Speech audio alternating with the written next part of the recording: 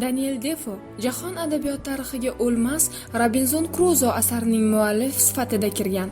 Romanda yorklik dengizchi Robinzon Kruzoning boshdan kechirgan qiziqarli sarguzashtlari haqida hikoya qilinadi.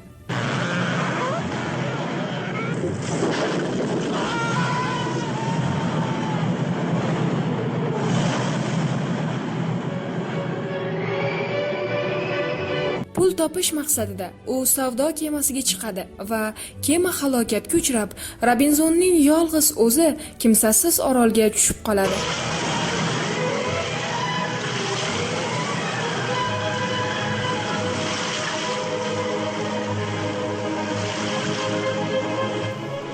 Robinzon Kruzo kimsasiz orolda eng og'ir damda ham tushkunlikka tushmay, muammoni yechishga harakat qiladi.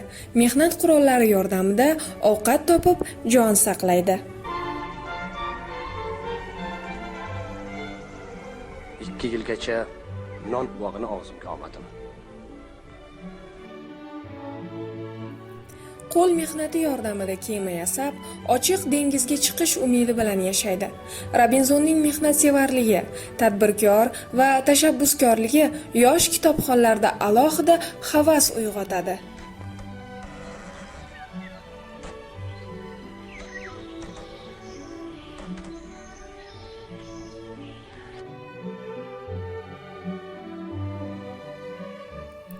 Orolda u 28 yil umr kechiradi. Orzusi amalga oshib, uyiga qaytayotgan bo'lsa-da, orolda kechgan hayotini qumsab, orolni tark etgisi kelmaydi. Kapitan, balki gapimga ishonmassiz.